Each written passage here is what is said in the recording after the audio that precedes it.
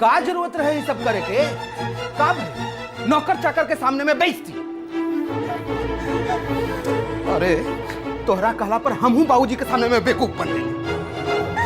कितना मुश्किल से हमरा बाबूजी से संबंध सुधरल रहे, बाकी तू आओ की सब हमार दोस्त बा, सब हमार, बाकी का जिम्मेदार रहुआ बानी। हम जिम्मेदार बानी? हाँ। हम का कहीं? अगर वो दिन रवा तनुजिया के सपोर्ट ना करले रहती तब ओकरा के घर से निकाले खातिर चाल ना चलले रहती। तो तू ही सब हमरा खातिर कैले बड़ू है ना? हाँ, रवे खातिर। अरे का हो रहल बा घर में? काहे खातिर रोना धोना होता? अरे देखी ना भौजी का पागलपन कर रहल बानी, मूर्ख। हाँ, अब हम मूर्ख है, अब हम पागल है, अब हम गवार है। कहे ना अंजलि, तू अपना आप के संभारा। अरे तू अपन जिंदगी बर्बाद कर दे वो लड़के के चलते। अरे समझाएं भौजी, समझाएं कर।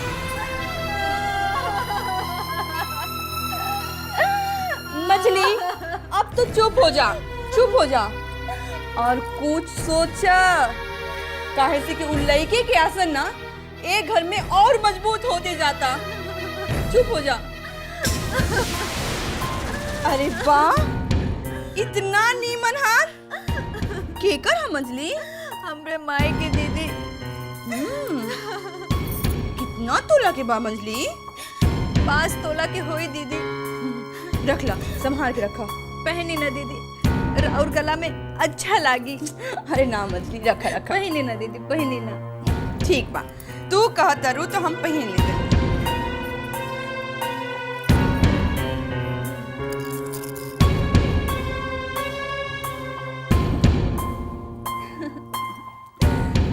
ठीक लगता? अब रख ला। पहनी ना दीदी, राउर गला में अच्छा लग रहल बा। वैसे भी बियाह से पहले तब पालिश करे खातिर देही पड़ी। अच्छा, वो सब तो ठीक बा, लेकिन बियाह से पहले तू अपन मुंह बंद रखबू, ठीक बा? एकदम चुप। काहे से कि रमा बबनी के भी हमनी के मिलावे के पड़ी। बाकी दीदी, रमा बबनी तो तनुजा के सपोर्ट में बानी। मझली, तू देखा था हम कैसन चाल चलत तनी? ऐसन चाल चलत कि रमा बबनी तक का माई बाबूजी सब कोई नफरत करे लगी। सचो दीदी? और न तनी।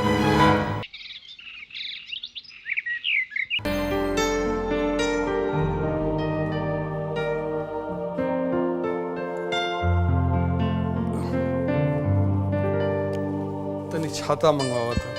अनुजा, बाबूजी खातिर छाता ले आदा। इतना घाम में रउआ बाहर कहाँ जाता नहीं? छुट्टी के दिन बा, तनी आराम कर ली ना। अरे कल सोमवार है, अनुभव के कॉलेज में एडमिशन के लास्ट डेट। अब ओकरा खातिर पैसा के इंतजाम करे तो जाही के नु पड़ी। बाबूजी छाता ले। बाबूजी, राव राखी के ड्रॉप खत्म हो गइल बा, लावे के पड़ी। अब दवाई ववाई ना डलाई।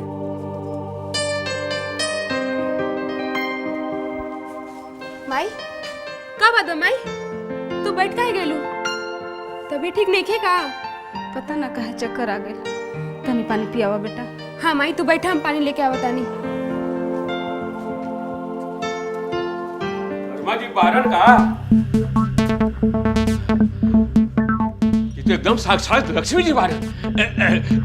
प्रणाम बाबूजी। प्रणाम। लेकिन लाला जी, मास्टर साहब तो अभी घर में नहीं खा। कोनो बात नहीं के, हम एजा बैठ के इंतजार कर ले। अरे रे रे, ये राउर मंजली बिटिया बियानू। वाह वाह, कितना बड़ हो गई।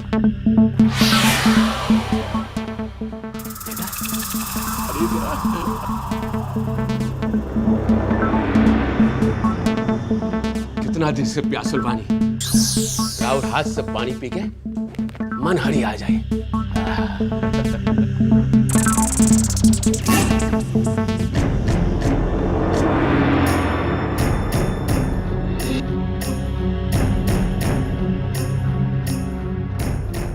करेजा जुड़ा गए।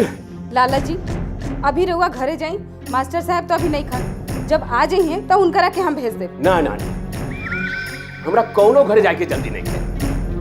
हमरा घर में कौन देखे वाला बा? आए कारे मुझौसा, ये स्टेशन के प्लेटफार्म है कि धर्मशाला कि अब बैठ के इंतजार करबे? बुआ जी। के बुआ जी रे? मुझौसा, हम तो बुआ जी है। अरे खिसियात काहे बानी बुआ जी? रिश्ता बने में कितना देर लगेला? आए रिश्ता? तोरा सामने का कौन सा रिश्ता बारे? यही ने महाजन और कर्जदार के। जा यहाँ से, जब पैसा आई तो पैसा भेज दिया जाए। अजन मंगल सूत्र रखल बा 4 महीना से तोरे लगे ऊ? 4 महीना हो गई। मास्टर साहब मंगलसूत्र थमा के तब से लापता बारा। तो मजबूरी में आवे के पड़ी ना बुआ जी। फिर बुआ जी? हम पैसा दे भी ली और सूद के साथ असूली ली, समझला? गहना जेवर हमरा कौन काम के आए? ते अपन यहाँ सूद लेबे आयल बारे कि अपन रिश्ता जोड़े? काहे अपने जिंदगी के रोना रोआ ताड़े? हाँ? उठ यहाँ से, उठ लंगड़ा, निकल बाहर यहाँ से। जब पैसा आई तो भेजवा दिया जाए पैसा तोरे के यहाँ। चल भाग यहाँ से।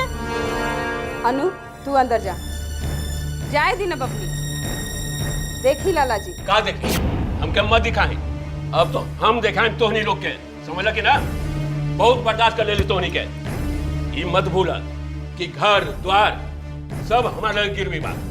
जब भी चाहे ना तोहनी घर से बाहर निकाल दम, समझला? जा जा, कोशिश करके देख ला। मालूम बा हमरा के भी कानून। जाके पुलिस में रिपोर्ट लिखा दे कि घर में जबरदस्ती घुस के औरतन के बेइज्जती करत रहिला। चुप रहा। मत भूला कि सब तोहनी के हमरा पास बा। जब भी चाहे तोहनी के बेइज्जत कर भगा दे। ई का कह देनी बबनी? ई बात के असर तो राउर भाई के भुगते के पड़ी। हमार तो कोई सुने वाला बा नहीं खे, तो जौन मर्जी हो तो करा। हे भगवान।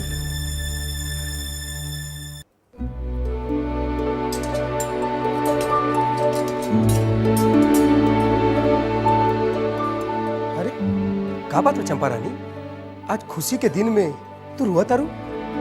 हाँ महाराज जी, ये जीत खाली तनुजा दीदी के नहीं खे, हमार, आपके, हम सबके, घर के जे मुलाजिम है सबके बा।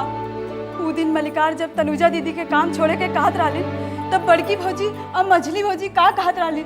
का कहत रहे? एगो चोर के घरे रखला पर घर के सारे मुलाजिम चोरी करे लगी हैं। सोची ना महाराज जी, हम 10 साल के रहनी जब हम ये घर में आईनी, और हम 16 साल के। इतना बरस ईमानदारी से मेहनत कैला के बाद केहू के मन में ऐसा विचार आई तो भगवाने मालिक बा। बाकी ये सब सोच खाली दोनों भौजिए के हैं। अरे चंपा, जे जैसन परिवार से आई उसने संस्कार लाई। केकरा के संस्कार सिखा रहल बानी महाराज जी? शायद चंपा रानी के। काहे से कि एक घर के नौकर चाकर में तो संस्कार नाम के कोनो चीज नहीं खिलौकर। दिमाग भी खूब चलेला। देखी ना दीदी, उ तनुजिया एक तो हमार हाथ चुला लेलेस, ऊपर से खिड़की से ऐसे गिरा देला कि जैसे हम ही गिरैले बानी। अब बाबूजी के सामने ऐसा दिखावा करेनी जैसे गाय हैं गाय। मछली भौजी, रहुआ के कुछ चाहिए का? कहीं तो रहुआ के कमरा में पहुंचा देता नहीं ना। हमरा के कुछ ना चाहिए, हम तो बस यह कहे खातिर आयल बानी, उ तनुजा जे हरकत कैले बानी उ हरकत तू दोनों जने मत करिया, ना तो ई बेर हम कुछ ना कहनी, अगला बेर पुलिस में जरूर भिजवा दे। हाँ महाराज जी, खाना बन गेला के बाद ऊपर भिजवा दी। विक्की बाबू के बहुत भूख लागल बा। जी मेम साहब। महाराज जी, ये मेम साहब तनुजिया की कहानियाँ? मेम साहब, रहुआ झेप काहे गई नहीं महाराज जी? नाम में का रखल बा? अब देखी ना, मझली भौजी के नाम राज दुलारी है। इनकर पिताजी ता कोनो राजा नहीं खन। अब बड़की भौजी के नाम सुमित्रा। रामायण में सुमित्रा जी लक्ष्मण और शत्रुघ्न के मतारी रली, क्षमा, दया, ममता के प्रतीक। बाकी ठीक बा, हम ना मेम बानी और ना मेम दिखी, एमे हंसे के का बात बा? अरे रे, तू तो बोलते जा रहल बारू, तोहर हिम्मत कितना बढ़ गई बा। हम पहले ऐसे ना रही भौजी, इतना रउआ लोग के सोहबत के असर बा। ए लड़की, ये मत सोचिए कि तू इस जंग जीत गई बारू, समझ लो। और अगर एक घर में टिके के बा ना, तो तहरा के तौर तरीका बदले के पड़ी। जंग जीते के हथकंडा हमके आ गइल बा भौजी।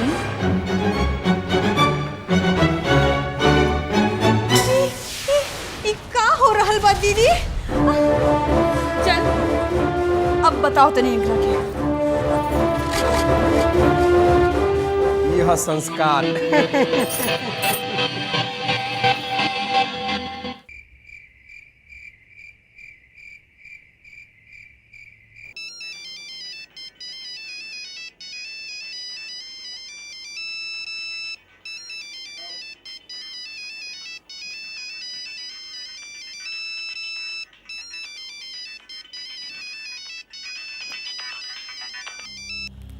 हेलो हेलो हेलो, के बोलता?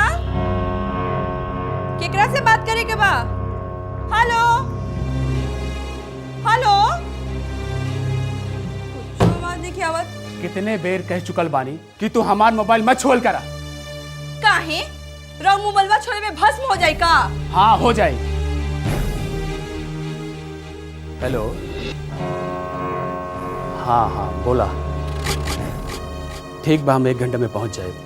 ओके। अच्छा, तो बुल्हाटा आ गई। कुछ बोलत कहानी की? आज हम लोग के कहीं ना जाए दे। देखा, जिद मत करा, जायदा हमरा के ना, आज लोगों के बतावे के पड़ी कि आखिर हमार में कमी का बा, जे लोग रात रात भर घर से बाहर रहिला। सुनी, आज लोगों के बतावे के पड़ी। हाँ। देखा सुमित्रा, हम गड़ल मुर्दा नहीं क्यों उखाड़ल जा। तू बेर बेर हमके एक ही सवाल कह के अपने आप के छोट मत कैल करा। अरे हम का अपना आपके छोड़ करी? रउआ तो पूरा परिवार के नजर में हमरा के माटी में मिला देले बानी। अरे तनी सोची कि जेकर पति घर से बाहर रही, ओकर पत्नी के लोग कैसे नजर से देखी? सोच ले बानी कभी? देखा सुमित्रा, हम दोनों जना रेल की पटरी के समान हैं, जे साथ साथ चलता सकेला, बाकी मिल कबो न सकेला। तेल और पानी कबो न फेटाला। तो ठीक बा, आज लोगों के बतावे के पड़ी कि तेल के बा और पानी के बा। तू बूझ सका तो बूझ ला, समझ लो, और ज्यादा हमरा के। बूझ तो हम गई नहीं कि पानी तो हम है ना, और तेल है, और जला के राख कर दे।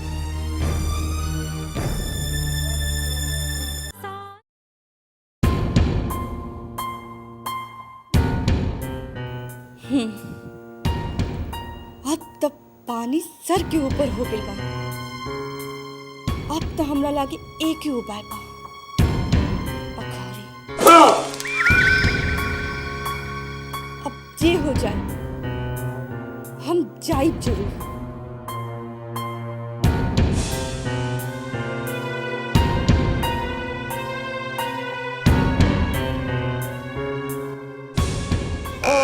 काली कंकाली महाकाली, हरे समुद्र पवी प्याली, चारों वीर भैरव 84, कर दो मेरी काम 84। अब बोलूं काली की दुहाई, ओम ख्रांग ध्रिंग भ्रूम भैरवी भद्रे भवानी। क्या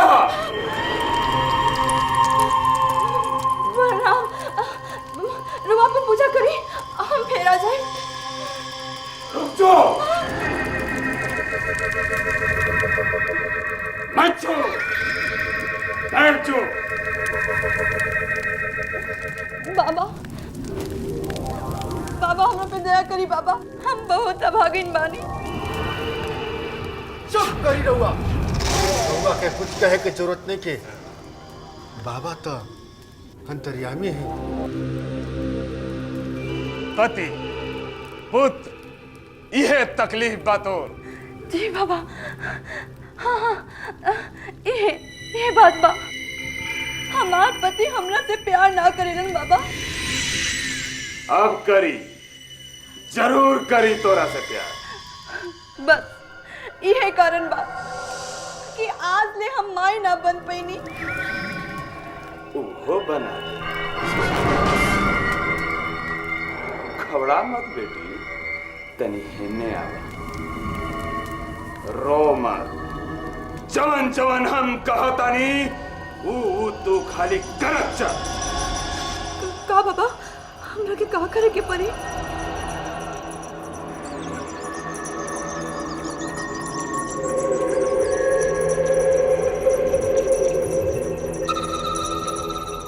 बेटा पुंडरी, यहाँ के बगल वाला कमरा में ले जा और पूजा पाठ के समूचा विधि समझा दो। ओम काली कलकत्ते वाली। पूजा के तैयारी खातिर रउआ के सूद होखे के पड़ी। ना ना हम ना जाए। संदेह संदेह कैलसी हमरा पर, एकरा के निकाल के बाहर कर दे। चली चली, बाबा नाराज हो जी है। कहाँ? ऊ कमरा में लाल साड़ी रखल बा, ई वस्त्र आ आभूषण उतार के ई लाल साड़ी पहन ली आ गंगा जल छिड़ के शुद्ध हो जाई, तब ले हम पूजा के जुगाड़ करत बानी। इनकरा के भीतर लेके जा। ओम चामुंडा।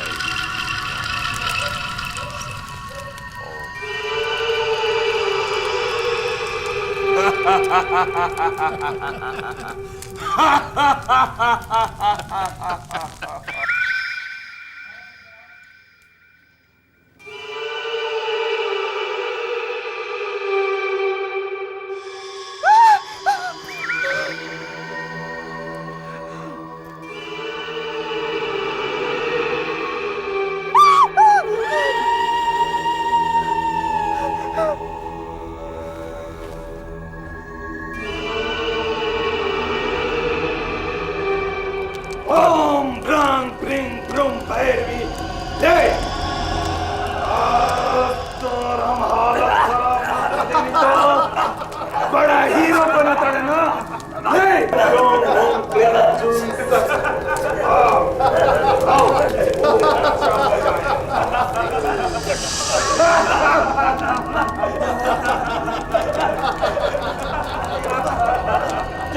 ओम ले खराबदारी के हाथ से बचना चाहिए। अरे अरे पकड़ ले, पकड़ ले।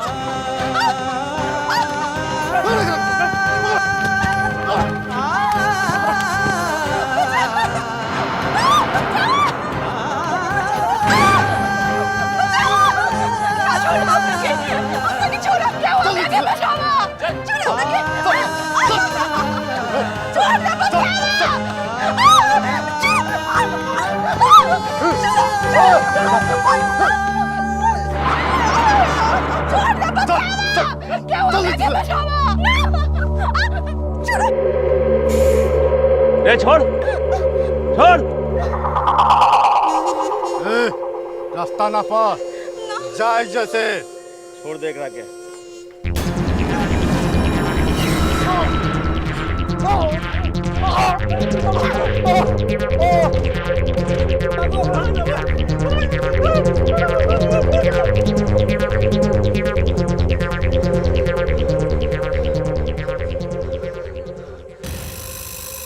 रउआ कोनो तंत्र मंत्र के साधना करी ले का?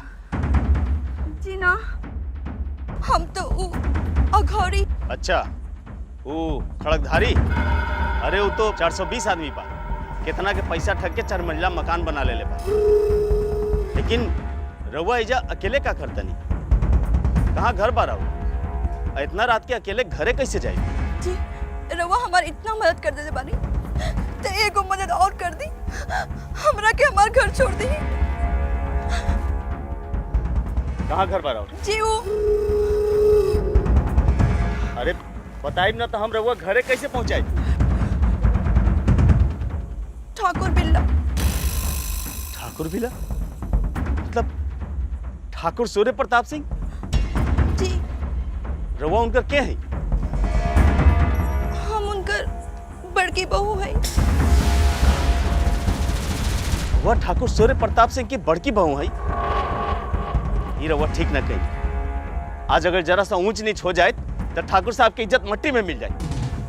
देखिए हमरा और हाथ जरूरत नहीं, हाथ जे भइला वो केहू से ना कहम रहुआ। ठीक बा, ये बात केकरो पता ना चली, इस शंकर के वादा बा। चली रहुआ घरे छोड़ दी, चली।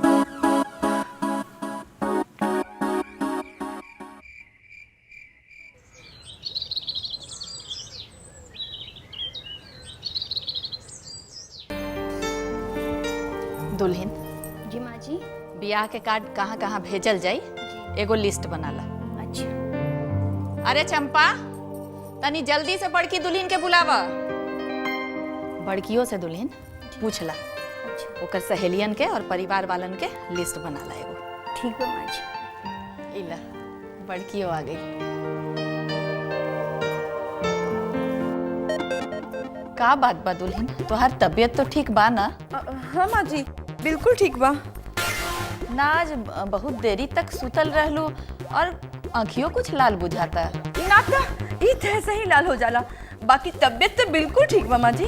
दीदी देखी रिश्तेदार की लिस्ट तैयार हो गई बा, रहुआ अपन सहेलियन के नाम लिखवा दी। हाँ हाँ तू लिख ला, कहे से कि बियाह में हमरो को सहेली के बुलाए के बा, तो ओकरो नाम लिख ला दा। हाँ हाँ लिख दा दुल्हन।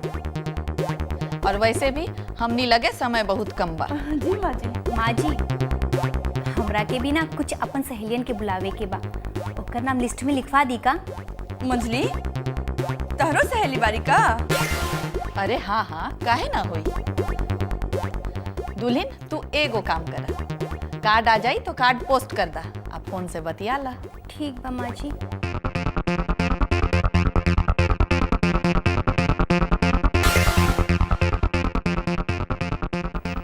दीदी हमार हार केने बा?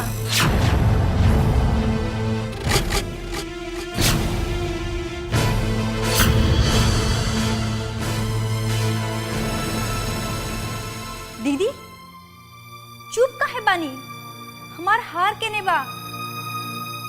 हमरा के सोनारी की पॉलिश करावे की भेजे के बा। वो तो हम बोलनी ना कि आपन सब ज्वेलरी देनी है पॉलिश के, तो तहरो हार दे देले बानी। तू चिंता काहे करत रू, काल परसों ले आ जाई। अच्छा अगर हमरा मालूम होई तो हमहू आपन जेवर दे देती, बाकी जायदा कोनो बात नहीं है। बाकी दुल्हन तू कहलू कि तोहार तबीयत ठीक बा, बाकी चेहरा एकदम उतर गई बा। दुल्हन सावधानी बरता, ब्याह शादी के घर बा, अगर तबीयत खराब हो गई तो बड़ा मुश्किल हो जाई।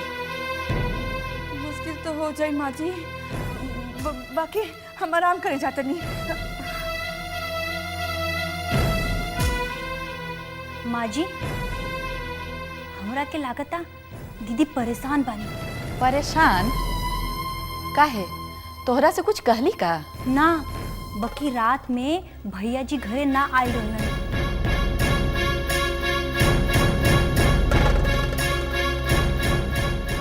तू जाके मिठाई के ऑर्डर दे आवा जा, और तू जाके कुल मैदान साफ करवावा। चल जा, और जा सब पानी पटा के दरी बिछवा दिया जा।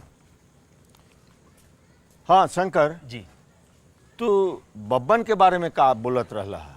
जी वो बब्बन मिल से हटौला के बाद भी लगातार हमनी के मजदूरन के भड़कावे के काम करता।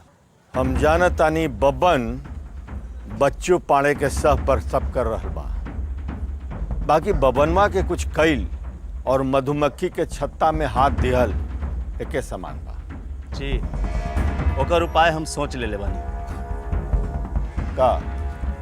अपने यूनियन के लीडर रामजी सिंह से बात करके ओकरा ओइजा से हटवा दी। ठीक बा, तू मिल जा। तोहार मिल गई बहुत जरूरी बा। हम कुछ दिन मिल ना आ सकब। बाकी एक बात के ध्यान रखिए, ओइजा के सारा खबर हमरा समय समय पर मिलत चाहते। ठाकुर साहब, हमार जान रहते हम कोई नुकसान ना होवे दे। हम चलता नहीं। प्रणाम।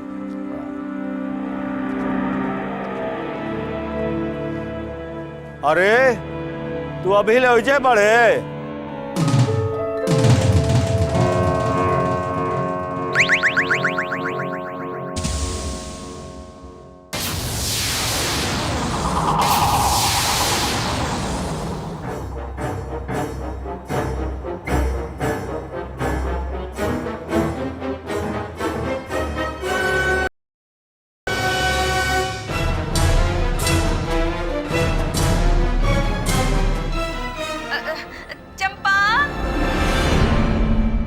ठाकुर साहब, एक बात कहल चाहते हैं। हाँ बोला। जी, बात बा कि एक दो दिन हम इजा ना आ पाए, कहे से कि जे आश्रम में हम पोसाइल बानी वही जाके महाराज जी बहुत बीमार बाड़न। हम चाहत रहनी कि जाके मिल। जी शुक्रिया।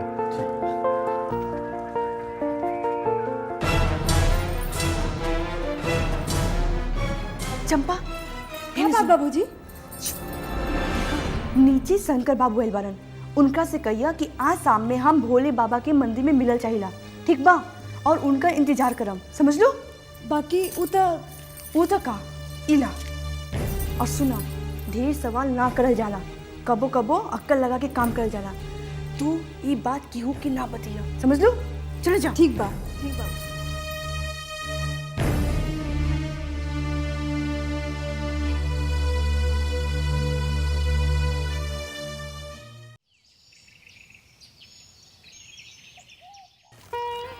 प्रणाम चाचा जी। अरे अरे खुश रह जियत रह बेटा।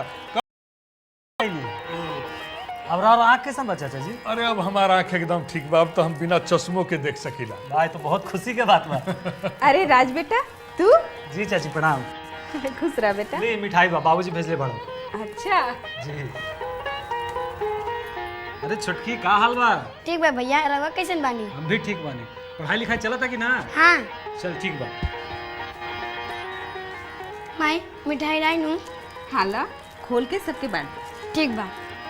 अच्छा बेटा, अब कुछ दिन हिजा रहे के बानू? जी चाचा जी, हमरा यहाँ धनबाद ट्रांसफर हो गया। अच्छा। और अगला हफ्ता जाके बाद ज्वाइन करे खातिर। अरे वाह, ये तो बहुत अच्छा बात बा। नजदीके बा, जब हमनी के मन होई दोनों से मुलाकात हो जाई। अच्छा ठीक बा, तू जाके पहले नाश्ता उस्ता बनावा राज बबुआ खातिर। अच्छा हम जाते हैं। बबुआ, आज तू खाना भी खा के जाइया। ठीक बा चाची, ऐसे बहुत दिन हो गए रात के खाना खैला। अच्छा ठीक। तू बैठा, हम आवत हैं। जी चाची।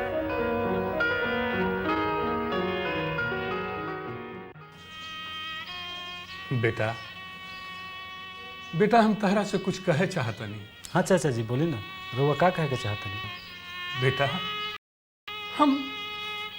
हम तहनी के गुनाहगार बनी। रोवा ऐसा का बोला था चाचा जी? रोवा ऐसा काहे सोचेली? अब देखा ना बेटा, अब तू नौकरी ज्वाइन कर ले बड़ा, तहरा मन में भी कितना अरमान हुई। महादेव बाबू भी अपना बहू और बेटा खातिर कितना सपना संजोले हुई है। और ओकरा हम अपन स्वार्थ खातिर ओकरा हम बर्बाद कर रहा बनी। तू लोग के खुशी पर पानी फेर देले बानी। ये बात बोल के रहुआ चाचा जी हमरा बाबूजी के पराया कर देना। का हम राउर लड़का ना है? का बाबूजी रहुआ के अपना भाई ना समझलन? का राउर तकलीफ में हमनी के तकलीफ ना होला? बेटा, हमरा जैसन अभागा के दुख तकलीफ अगर जिंदगी भर दूर ना हुई तो का हमार दुर्भाग्य के बोझा तू लोग जिंदगी भर ढोत रहबा। वो भी अपन जिंदगी के सबसे खूबसूरत और हसीन पल गंवा के ना। हम अपना के माफ ना कर सकब ना। रहुआ ऐसा काहे सोचत नहीं चाचा जी? अरे माई बाप के सेवा कैला पर तो बाल बच्चा के उनका आशीर्वाद मिलेगा। और माई बाप के यही आशीर्वाद बाल बच्चा के जिंदगी के सारा कष्ट दूर कर देला। दुख के ही दिन भी दूर हो जाए चाचा जी, रहुआ चिंता मत करी।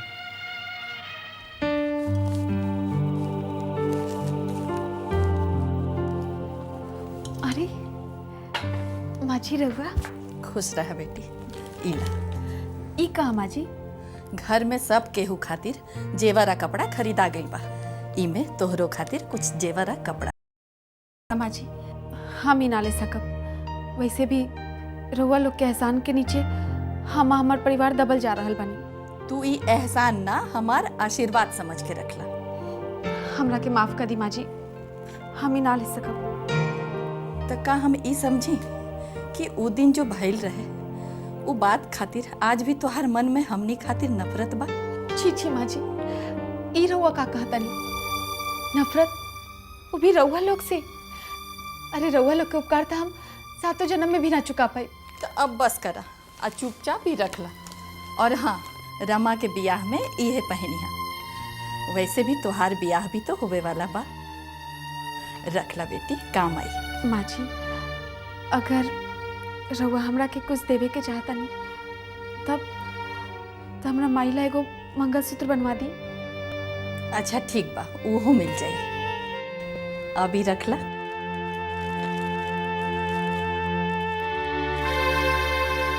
खुश रह बेटी, जियत रह। जवन घर में तोहार बियाह हो उ घर में राज रानी बन के रह।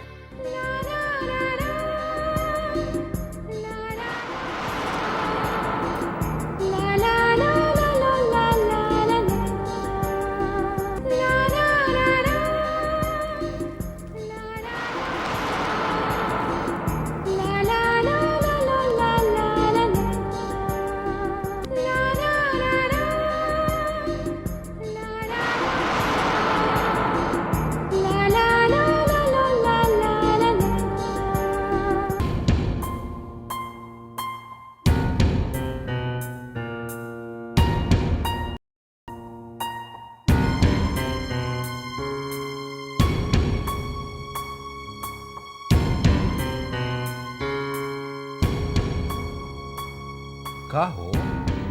का भइल तोर तबीयत मतलब ठीक बा ना? हाँ तबीयत तो ठीक है बा, खाली दिमाग खिसिया गइल बा। तो अब का हो गई? लागता दीदी हमार गला के हार कहीं जरूर भुला देली। भुला दिली ना? बेस भाई, बड़ा कहत रहो पहन ली दीदी, पहन ली दीदी, पहन ली दीदी, भलैया लूटत रहो। लुटा गई ना हार? बस बस ढेर नसीहत मत दा। तो ठीक बा, हम जाता नहीं हॉल में बैठे, जब तोहर टेम्परेचर नीचे आ जाए ना तो आ जाइए। जा खिसियानी बिल्ली खंभा नोचत बाड़ी, जा कुछ खिलावा तो दिमाग ठंडा हो इनका। ली मछली भौजी, नाश्ता कर ली। चंपा आवा, चंपा बैठा बैठा। चंपा एक बात सच्ची सच्ची बतावा, काल साझे दीदी साचो मंदिरे गई रहनी है? हाँ भौजी, काहे? केहू के बिना बताए खाली तुम्हें बतावे के का मतलब हुई? ई हम कैसे बताई? कि एक बात पूछी भौजी, का मंदिर भी लोग ना जा सकीले? जरूर जा सकेले, बाकी जे घर में 4-4 गो गाड़ी बा वो घर के बहू पैदल ना तो रिक्शा से मंदिर जाई, ये बात कुछ हजम ना होला। देखी भौजी, हम ठहरी ई घर के नौकरानी, इतना सब कुछ जाने की जरूरत हमके ना। बाकी राउर के मन में जितना सवाल बा काहे ना बड़की भौजी से पूछ लेतानी, का हम उनकरा के भेज दे? ना ना, जा जा जा से तू।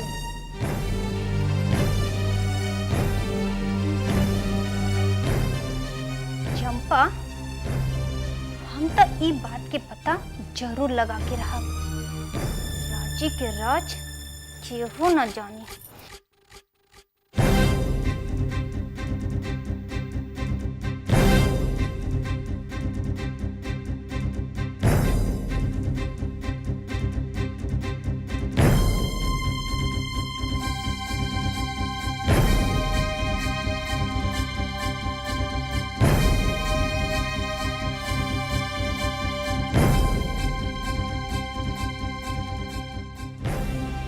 मीरा, ये रमा के बड़की भौजी है ना?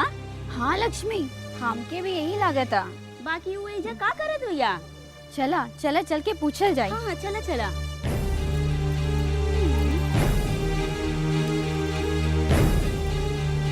सुनी, हाँ? रउआ ठाकुर साहब के बड़की बहू बानी। तोरा से मतलब? हमनी रमा के सहेली बनी जा। हमार नाम मीरा और हम लक्ष्मी रउआ के हवेली में देख ले बानी। कैसन मारो तू लोग? हाँ हाँ ठीक ठीक। अच्छा अच्छा, देखो ना हमार भाई आवे वाले बारन और अभी ले अरे लागत आ गइलन। शंकर भैया और भाई बड़न, वो तो अनाथ बार ना, अपना के वो बहन। हाँ काहे? राखी बदला के बाद क्यों कि हम भाई ना कर सकीला का? बाकी तो ठीक बा, पर कितना देर कर देनी रहुआ। पता बा हम कब से ही वहाँ इंतजार करते नहीं। अब चली। हाँ चल। चला चला। रहुआ हमार बेर बेर इज्जत बचाइला, हम राउर शुक्रिया। अरे छोड़ी इस सब बात, पहले ही बताएं कि काहे खातिर बुलौले बनी हमरा। देखी रहुआ के हमारे को काम करे के पड़ी। ठीक बा, संभव होगी तो जरूर करब। संभव ना करे के पड़ी। अरे पहले काम तो बताई। अरे वो अघौरी के पास हमार कुल गहना छोड़ दिले बानी और वो देवरानी के गहना भी ओकरे में रहे। अरे ते में कौन चिंता के विषय बा? चिंता के? रउआ लोग अमीर आदमी बानी, फिर से जेवर बन जाई। बात वो नहीं खे, बात ये बा कि घर के लोग पूछे तब का जवाब देम, हम तो कुछ बताओ ना पाइम ना। अच्छा ठीक बा, हम कोशिश करत तानी। कोशिश ना, रउआ के करही के पड़ी। काहे? रउआ हमरा शक्तिमान समझेली का? ना शंकर भैया, हमरा अच्छा अच्छा ठीक बा, बाकी एगो शरत बा। रउआ वादा करें कि आज के बाद कोनो ऐसा उल्टा पुल्टा काम न करब जेकरा से ठाकुर साहब के इज्जत पर भट्टा लागे। देखी हम ठाकुर साहब के बहुत इज्जत करेली। ठीक बा, हम रउआ से वादा करत नहीं। ठीक बा, तो रउआ जाए घरे, हम देखा तानी ठग भी दिया होकर के। ठीक बा?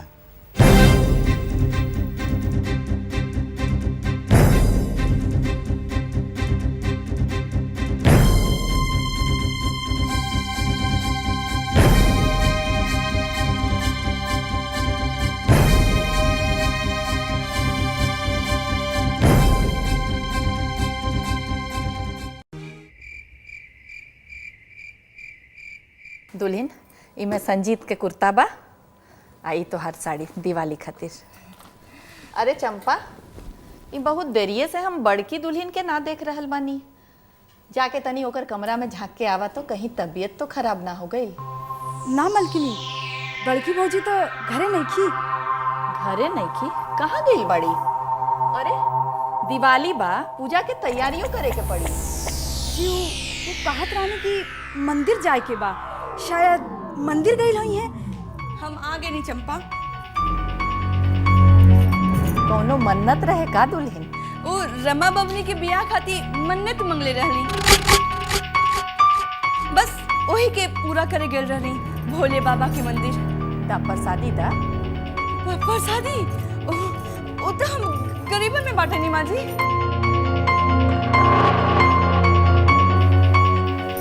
दीदी, कहीं प्रसाद के साथ साथ हमार हार तो ना बांट देहलू?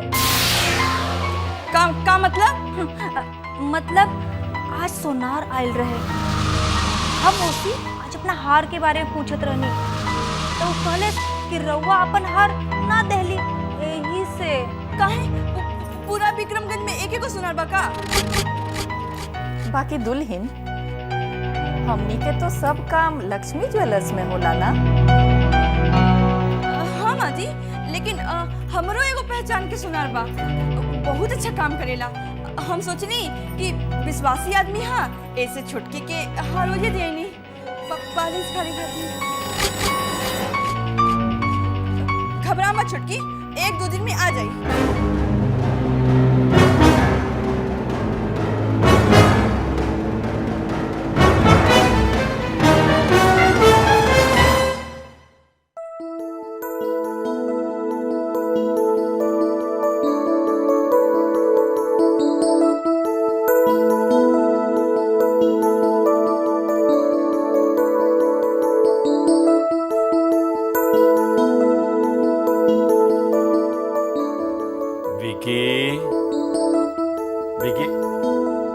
ई का ई हाथ फैला के कहे रख ले बड़ा कुछ चाहे का बेटा? परी हमरा के दवा दी, हम दवा खाए और ठीक हो जाए, आना परी? हाँ हाँ काहे ना, जरूर ठीक हो जाए।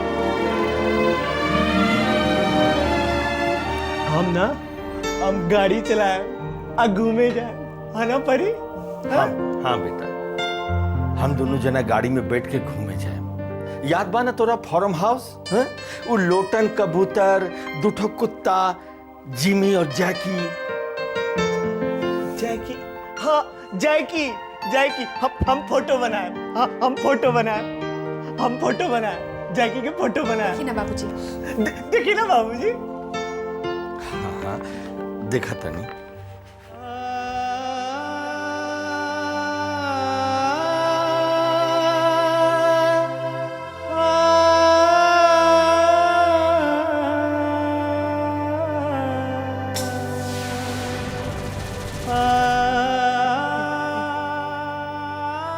बाबूजी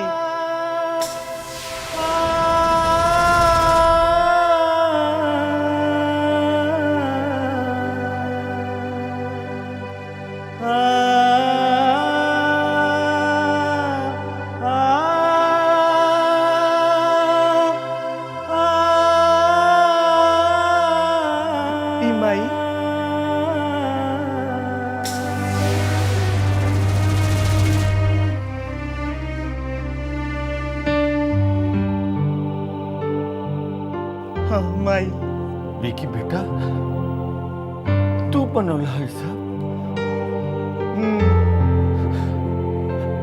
हमरा तो विश्वास नहीं के हो। एगो बात औरो बा बाबूजी, शायद रउआ ध्यान ना देनी है। विक्की बाबू बिस्तर के नीचे से ही कॉपी निकल ले बाड़न। आजकल विक्की बाबू सब याद रखे लागल बाड़न कि कौन चीज कहाँ रखल बा। अच्छा इतना चमत्कार हो गई? बाबूजी हम चाहतनी कि हम इनकर मनोविज्ञान के डॉक्टर सिन्हा से बात करी। हाँ हम डॉक्टर सिन्हा के फोन कर दे, वो आ जाइए। तू उनका के सब कुछ बता दिया।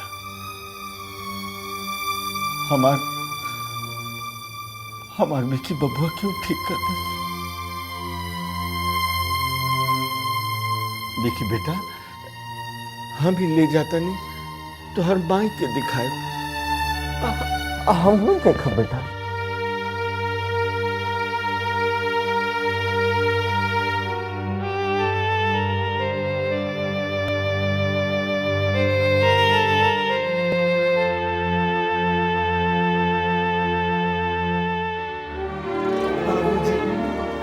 बाबूजी बाबूजी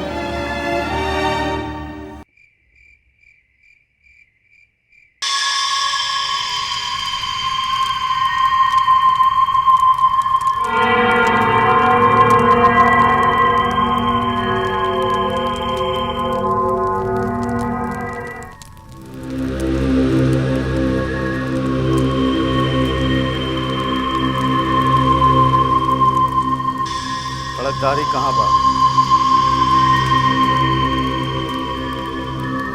बोल कहाँ बा खड़कदारी? बोल ना तो चुन ले बोल कहाँ बा? ना मन गए जान ले तो कहाँ बा खड़कदारी? बोल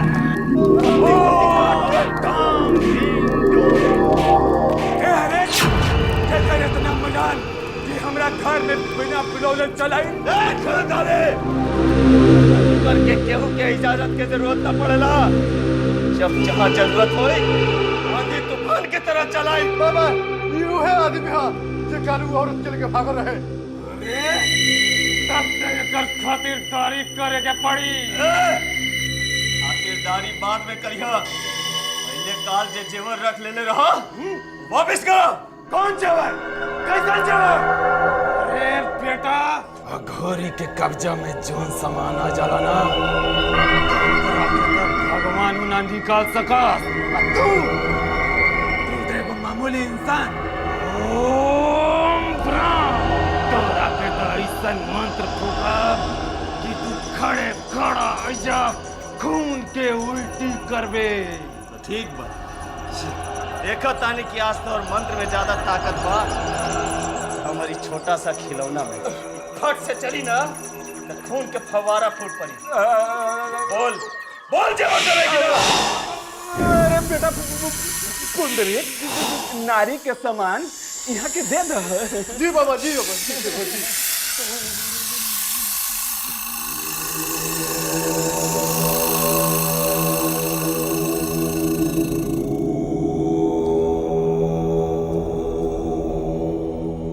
और सुन, घोसला बंद कर खड़कधारी, तब बेमौत मारल जेबे।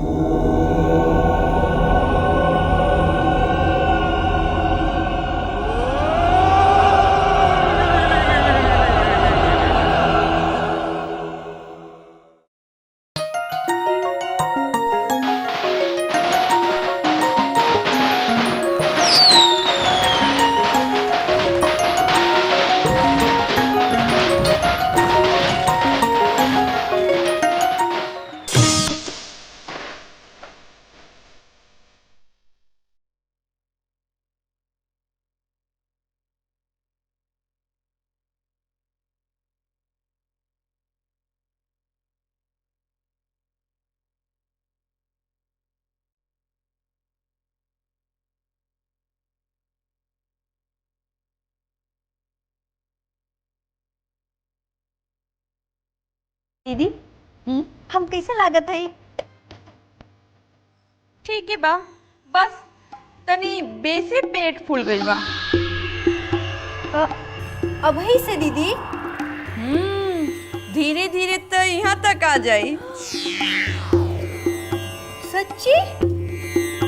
और जा तू मजली, यही सब समय होला जे मर्दन के पैर फिसल जाला।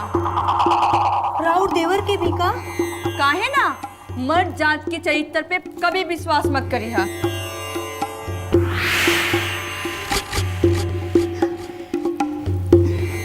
मर्दन के बारे में का कहल जाला भौजी?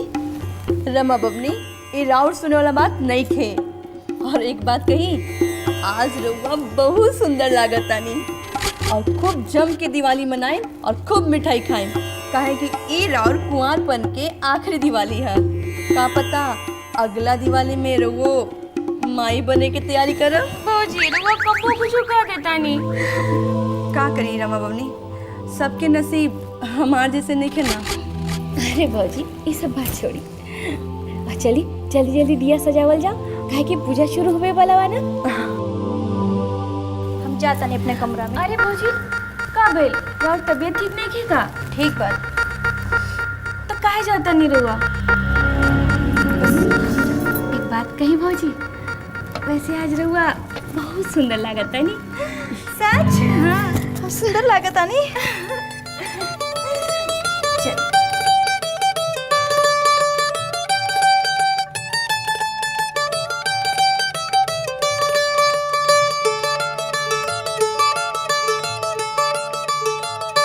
चंपा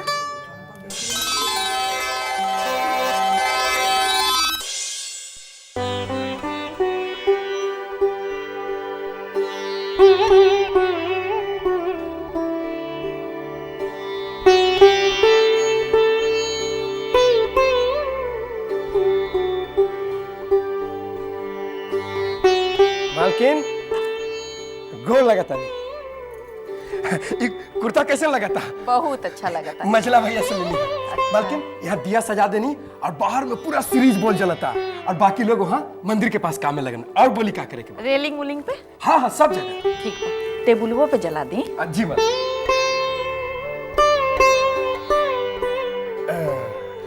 जल्दी जल्दी तैयारी करी, ठाकुर साहब भी आते हुए हैं।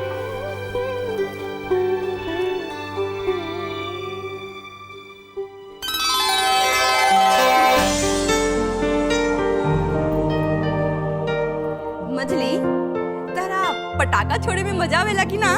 हाँ दीदी, पटाखा छोड़े में बड़ा मजा आवेला। आई कैसे ना, पटाखा जैसे बोली जे बोले लू। अब पटाखा है तो पटाखा जैसे बोलिए बोलब नो। ओफो, का बात बा भौजी, आज दिवाली के दिन में एकदम बन ठन के पूजा में कितना देर बा? 10 से 15 मिनट देवर जी। बाबूजी मिल के पूजा करे गए बारन, वो आज ही है तो पूजा शुरू हो जाए। और भैया तो ऑफिस की पूजा करके कबले आ गईलन। का बात बा भैया भी आज एकदम समय पे है, बताई। रउआ काहे पूछा तानी जी? ताश खेले खातिर जाए के बा का? अरे भाई साल भर के दिन बाप, साल भर के दिन में, दिवाली के दिन में भी भौजी। राज जी जाए ना दा। अरे का दीदी ज्यादा, दिवाली के दिन भी ना। विक्की बाबू, भैया जी अब भौजी लोगन के प्रणाम करी। हटा हटा। खुश रहा हमार बबुआ, खुश रहा। ये का कर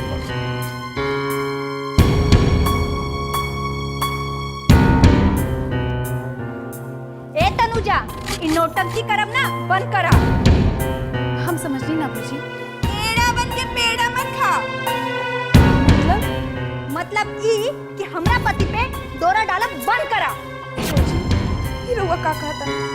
हम ठीक कहता नहीं, हमारी आंख बा ना वो धोखा ना खा सकेला। कितना प्यार से उठा तनुजा, आशीर्वाद।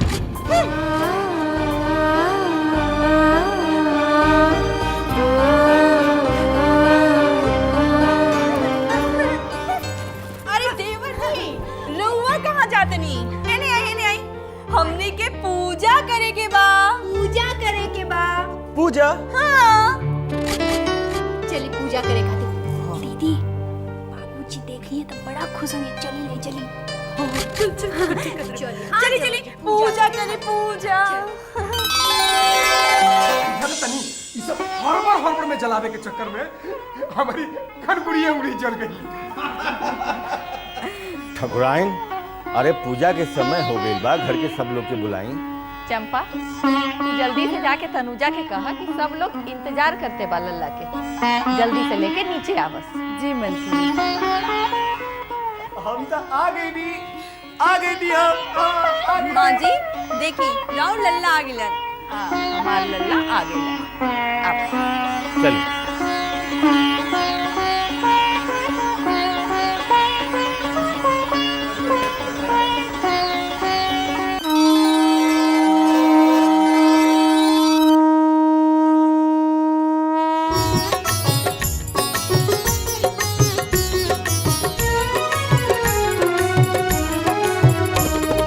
लक्ष्मी मैया, गौरी मैया, लक्ष्मी मैया के हम मन से मनाइब, गौरी मैया के हम मन से मनाइब। दियरा जराइब भोग लगाइब, दियरा जराइब भोग लगाइब।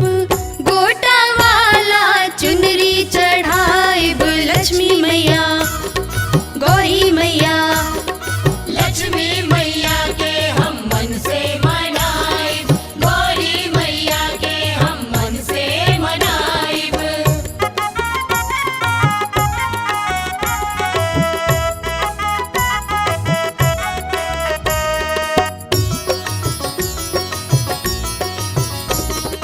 कैदा उद्धार माँ सुनिला पुकार, अब दे द मैया तू दर्शनवा, दे द मैया तू दर्शनवा। हम बार बार करी तो से गुहार, अब भर द मैया घर अंगनवा। चूड़ी चढ़ाइब, कंगना चढ़ाइब, गोटा वाला चुनरी चढ़ाइब, लक्ष्मी मैया, गौरी मैया, लक्ष्मी मैया के हम मन से मनाइब, गौरी मैया के हम मन से मनाइब।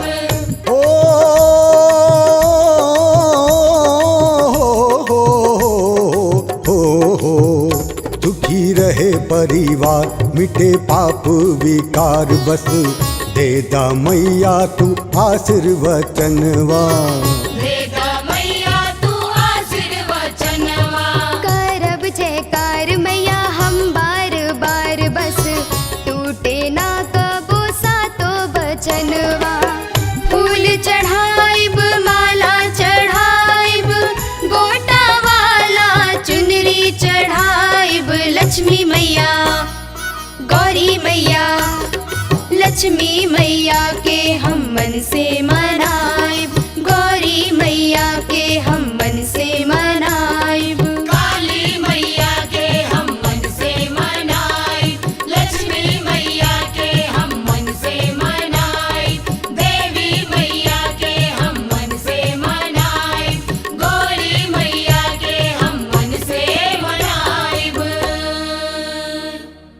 जय लक्ष्मी मैया। बड़का भैया हम जाता नहीं फटाका छोड़े। ठीक है तू जा। हम जाता।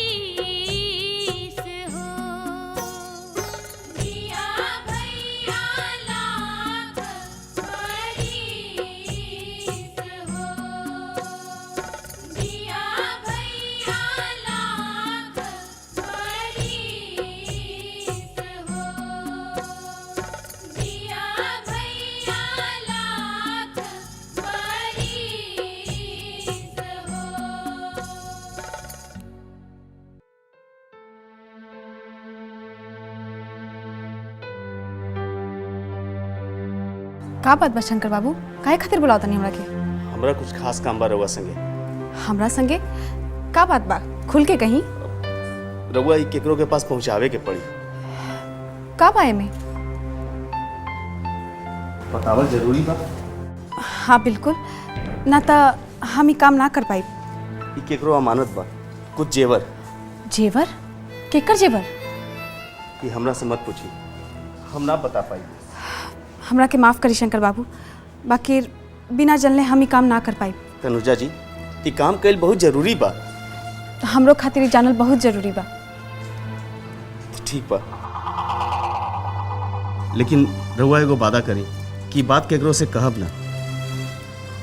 बात ई भइल कि ठाकुर साहब के बड़की बहू गई रही अवघर के पास।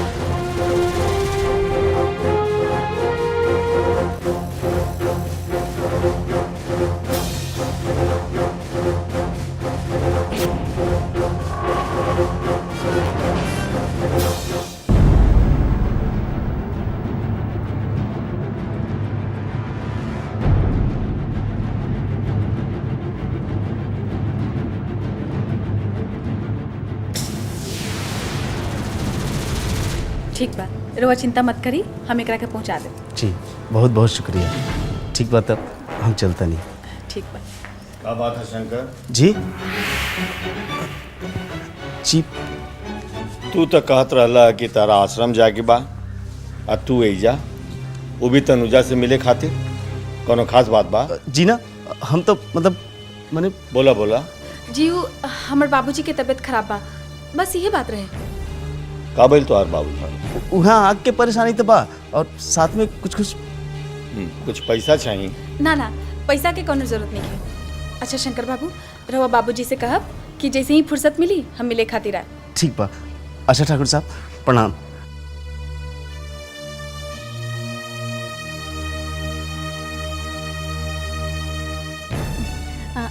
अच्छा ठाकुर साहब।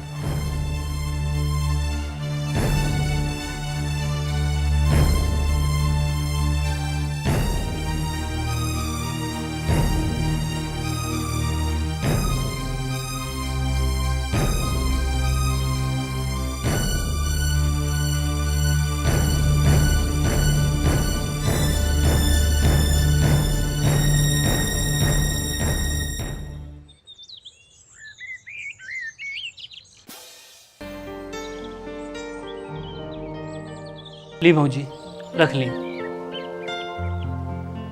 ई का बा भाई साहब? ई राज के माई के जेवर बा। ई जेवर लेके हम का करे भाई साहब? भौजी, ई जेवर राज के माई अपने बहू खातिर रख ले रहनी। आज अगर वो जिंदा होती तो रहुआ के लाके देती। उनके ना रहे पे माई के फर्ज भी तो हमें के निभावे के पड़ी। ई सब तो ठीक बा, लेकिन ई जेवर राउर बहू के बा। आज जब बहू घर में आ जाई ना तो रउआ अपने हाथ से दे दे। हब का बा एमे? का है? बाप रे बाप, ई तो बहुत बा। कितना तोला हुई महादेव भैया? अब का जाने कितना बा। छोड़ दी ना बबनी, ई जेवर भाई साहब के लौटा दी। जब तनुजा घर में शादी करके जाई तो भाई साहब अपने हाथ से दे दी हैं। ठीक बा यार, तनुजा के माई ठीक कहा तारी। बाकी जेवर हम ई खातिर ले आल रहनी कि पुरान हो गई बा। भौजी एकरा के ले जाके बाजारे में बदला में नया डिजाइन के ले आई हैं, जे तनुजा के भी पसंद आवे। नहीं भाई साहब, ई रख ली, ई में दीदी के आशीर्वाद बा।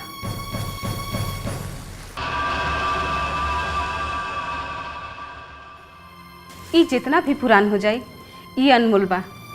ई तनुजा कभी ऐसा ना करी कि एकरा तोड़वा के नया बनाई। ठीक बा, जैसन राहुल मर्जी।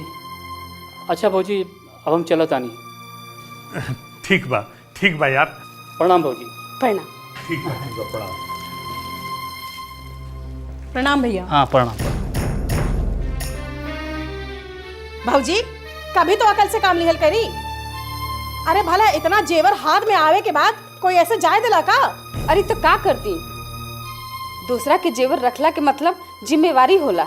अरे तब तू ई काहे कह देलू कि वही पुरान जेवर तनुजा पहनी है? वो जेवर के बदले अनुजा और तनुजा दोनों के जेवर बन जात। मतलब साफ बा।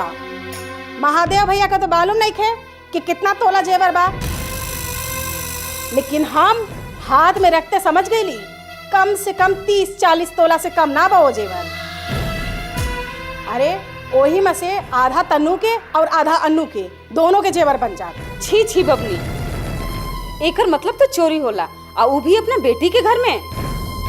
ई हक तो खाली तनुजा के बा और केकरो ना। आप चाहे एक चोरी समझी चाहे समझदारी, ई ना भूली कि 2 गो बेटी और बाड़ी, उनके खातिर कोनो महादेव सिरवास तो ना आई है कि घर से जेवरों दे जाइए, खर्चा दे जाइए और बेटी ले जाइए।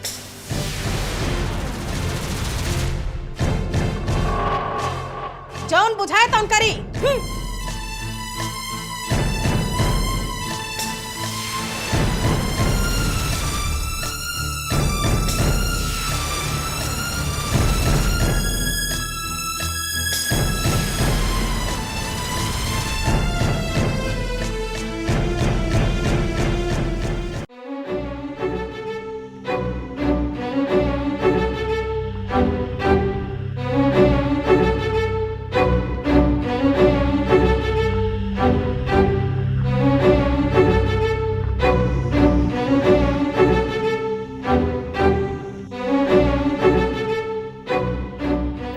अभी जेवर लेके हम का करी? अभी जाके दे दी का बड़की भौजी के? ना, समय देख के दिहल जाए।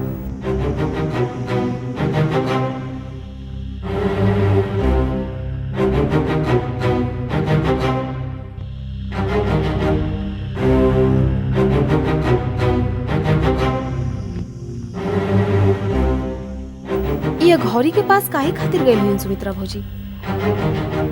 कहीं विक्की बाबू के नुकसान करे खातिर? ना ना, हम जीते जी कोनो नुकसान ना करे दे। विक्की बाबू के कोनो नुकसान ना होके दे। अरे उनकर दवाइयों तो ले आवे के बा।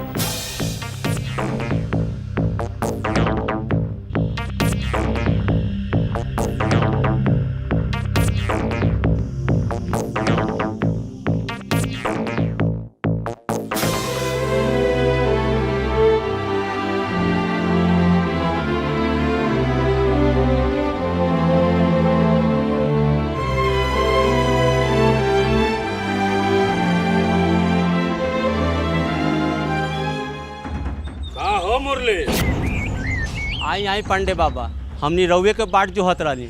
ठीक बा, प्रणाम, बाद में मिलब। आई बैठ। बाट तो तू जोहत रहला, बाकी हमार काम के का भइल?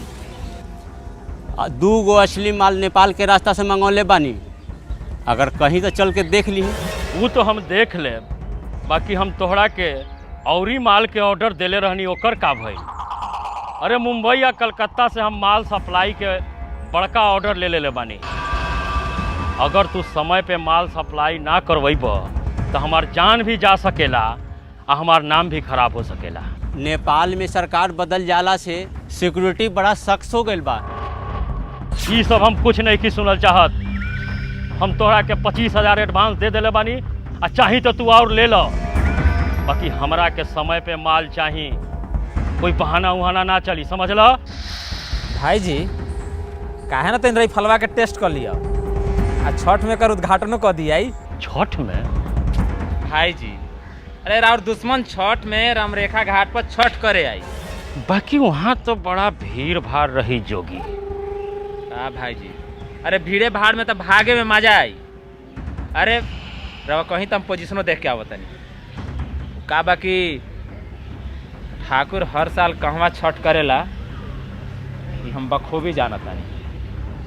हमरा खूब पता बा कि ओकर घाट कहाँ बा। वाह जोगी वाह, ई तोहार प्लान सही बा।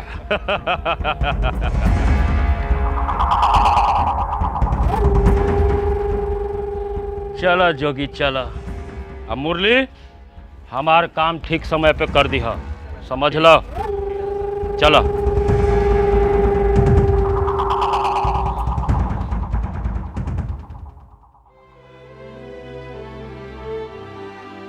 अब बाबूजी विक्की बाबू के ही दवाई मंगावे के बा। अच्छा। हेलो जी, प्रणाम प्रणाम। बाकी रउआ के बोलतानी जी?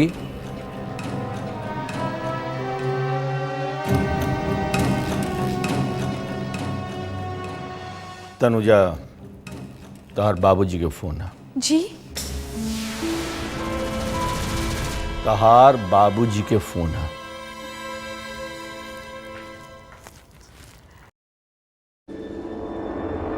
हे भगवान, आजे बाबूजी के फोन आवे के रहे।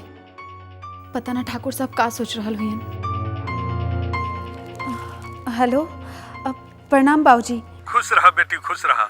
आज चित्रगुप्त पूजा रहल तो तहर माई कहली है तहरा से फोन करके बात कर लेवे खातिर। बाबूजी, राउर तबीयत कैसन बा? तनी बुखार जैसन बा, बाकी ठीक बा, ठीक बा। हाँ, शंकर बाबू आए रहलन। वो कहत रहलन कि राउर तबीयत ठीक नहीं है। बाबूजी, रउआ अपन ख्याल रखब, ज्यादा मेहनत जिन करब। फोन पर डांटल बंद कर। सुना, राज बाबू आइल बड़न बंगलोर से, वो तरह से मिले के चाहत रहन। कहत भेज दी उनका के। ठीक बा, भेज दिहल जाओ। अब हम फोन रखा तानी। अरे बेटी फोन मत कटिए, हमरो बात करे के बा। जी। हेलो वर्मा जी। जी प्रणाम ठाकुर साहब, हुकुम करी हुकुम करी। अरे ना ना हुकुम ना, हम चाहतानी कि रउआ अगला 12 तारीख के हमार बेटी के ब्याह में सब परिवार पधारी। वैसे इनविटेशन कार्ड हम पोस्ट से भेज चुकल बानी। ये तो हमार खुशनसीबी बा ठाकुर साहब कि रउआ जैसन बड़ आदमी एगो मामूली मास्टर के याद रखले बनी। राहुल बहुत बहुत धन्यवाद। हम आवे के कोशिश करब। ना ना कोशिश ना, आबही के पड़ी। जी ठीक बा, जी ठीक बा। नमस्कार। अच्छा प्रणाम।